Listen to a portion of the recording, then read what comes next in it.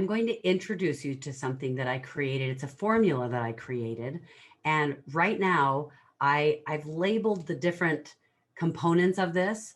I've given them certain titles. I'm working on alliterating the titles so that those may change. I may leave them the same, but I thought, you know what? I'm not going to wait to share it. I want to share this with you guys because it really shows exactly why corridors of consequence are so important. Now, if this is the first video you've heard me talk about corridors of consequence, I want to tell you what those are. A corridor of consequence is that moment in your life where you have a decision to make, and you have several of them every day. Some of them, and the decision you make in that moment makes all the difference. It changes the trajectory. It decides the trajectory of your life and leads to a certain consequence in your life. And that is what you're living with right now. And we all have corridors of consequence. Some of that consequence in our life, some of them are like change the degree of your trajectory of your life more than others do. Some of them are smaller, but we all have several every single day. And so one of the things I've been teaching a lot about lately is mastering your corridors of consequence. And a corridor of consequence involves only 5 components. They are: number 1, corridor of consequence. That's the first piece, which leads to number 2, the decision, which leads to number 3, an action, which leads to number 4, an outcome, which leads to a consequence. So let's go through those again. So you have a corridor of consequence where you have a moment of decision. You have to make the decision.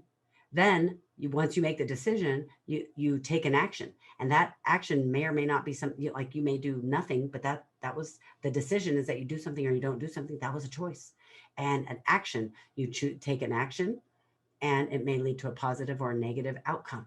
The outcome is number 4. And then the last thing, the outcome leads to a consequence. So you are living with a consequence. And if you were to imagine this, I call it the corridor of consequence continuum, because it goes in a circle, because it leads to each other. You have a corridor of consequence, which leads to a decision, which leads to an action, which leads to an outcome, which leads to a consequence. And then you have another corridor of consequence. Okay.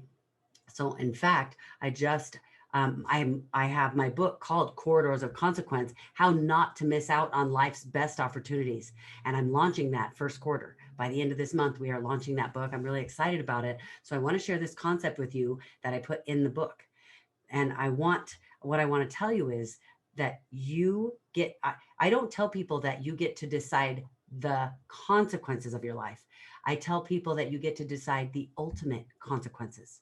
You get to decide the ultimate consequences, because sometimes you create the outcome and sometimes someone else creates the outcome.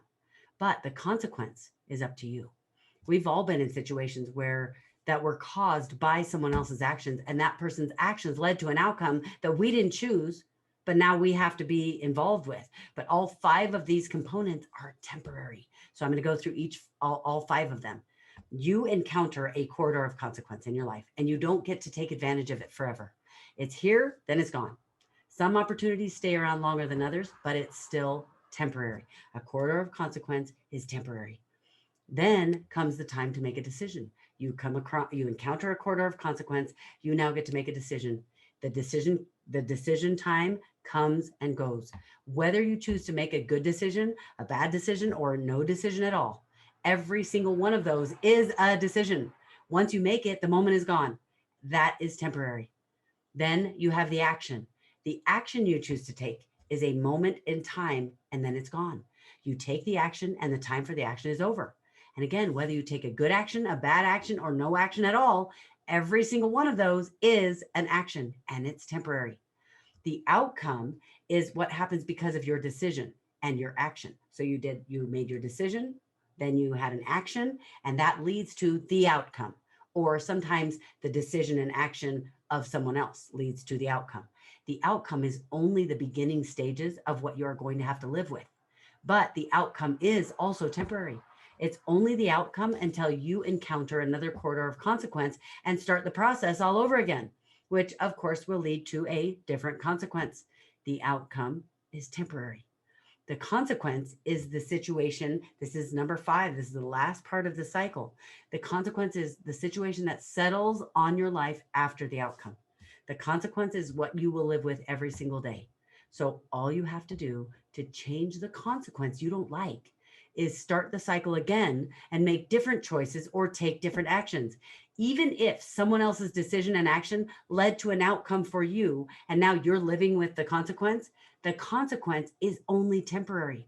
That means if the consequence is a bad one for you, then you get to start the process again and make different choices at the decision and action phase. That will lead to a different outcome, which creates a different consequence.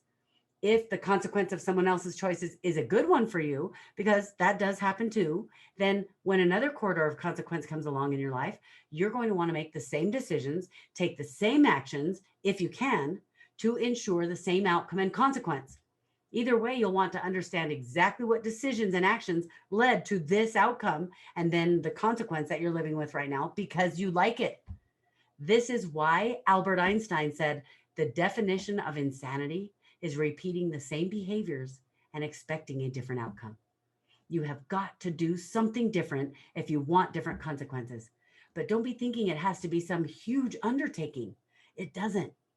You don't have to change everything, and you don't have to do everything right or what people say is right. In fact, you only have to change one thing in one of those 5 components to get a different outcome. Most people are so busy looking at the current consequences that they're dealing with and lamenting how they got there that they forget how much power they have to change the trajectory of their lives by just making one simple change. And that change can happen more quickly than most people realize. The most powerful thing about this whole concept is that the formula doesn't actually go in a straight line. It goes in a circle. It goes in a circle, which means by the time you're done and you have the consequence, you're ready for another corridor of consequence. You have the consequence, you're ready for another corridor of consequence. That's why it's called a corridor of consequence, because it's a corridor, like with doors on the sides of the halls. And every one of those doors is a decision that you get to make. You have so much power. You have so much choice in your life to make of your life what you want it to be. You can do this. You're amazing, and you can go forward, and you can reach your dreams, and you can stop using what has happened in your life in the past as an excuse that is stopping you from being able to achieve what you know you can achieve. You can do this.